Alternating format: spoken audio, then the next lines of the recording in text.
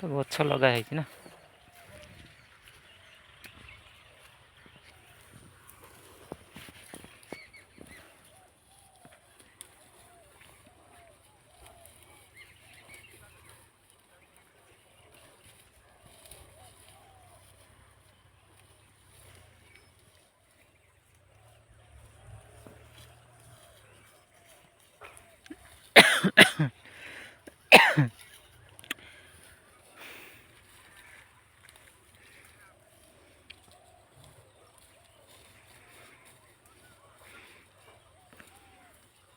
ସତରେ ଗୋମାତା ଯଦି ନଥାନ୍ତେ ମାନେ ଘରେ ଛୁଞ୍ଚ ସକାଳୁ ଭୋରୁ ଉଠି ରାତି 3ଟାରୁ ଗୋବର ପାଣିଟେ ବି ପଡ଼ିନଥାନ୍ତା।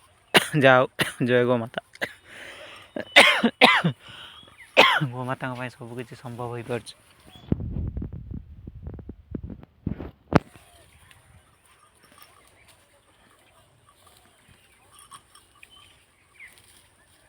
ସତରେ କହିବାକୁ ଗଲେ ଗୋମାତା ନଥିଲେ ଆଜିକାଲି ସମାଜରେ ମାନେ ଗୋବର ଟିକେ ପାଇବା ତ ଦୂରର କଥା, ଏମିତିକି କ୍ଷୀର ଟିକେ ବି ମନ୍ଦିରରେ ଲାଗିପାରିନଥାନ୍ତା। ଜାଣିଥିବେ ସବୁ ଜିନିଷରେ କ୍ଷୀର ଆଗେ ପ୍ରଥମେ ଥିବ। କ୍ଷୀର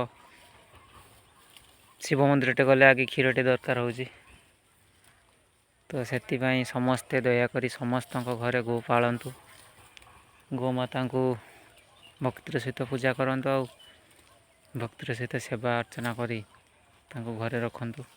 ଜୟ ଗୋମାତା।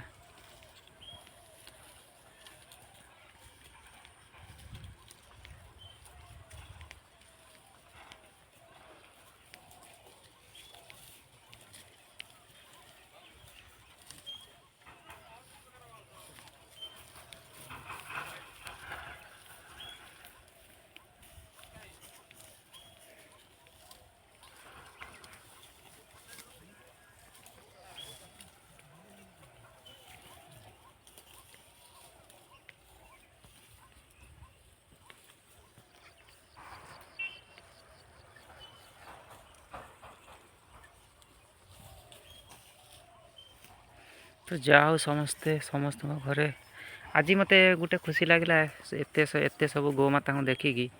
ତ କାହିଁକିନା ଯାହା ମୋତେ ଆଜି ଏତେ ଦିନ ଭିତରେ ଏତେ ଗୋମାତା ଦେଖିବାକୁ ମିଳିଲା। ତା ମାନେ ବିଲକୁ ଆସିବାର ହିଁ ଦେଖିବାକୁ ମିଳିଲା।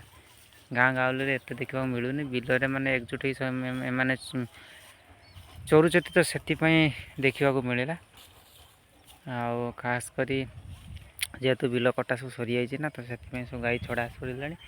ତ ଏଥିପାଇଁ ଏମାନଙ୍କୁ ସବୁ ଦେଖିକି ଖୁସି ଲାଗୁଛି। ତ ଯାହା ହଉ ସମସ୍ତଙ୍କ ଘରେ ଏବେ ବି ଗୋମାତାକୁ ପାଳି ରଖିଛନ୍ତି। ରଖନ୍ତୁ। ଜୟ ଗୋମାତା। ରହିଲି। ଜୟ ଜଗନ୍ନାଥ।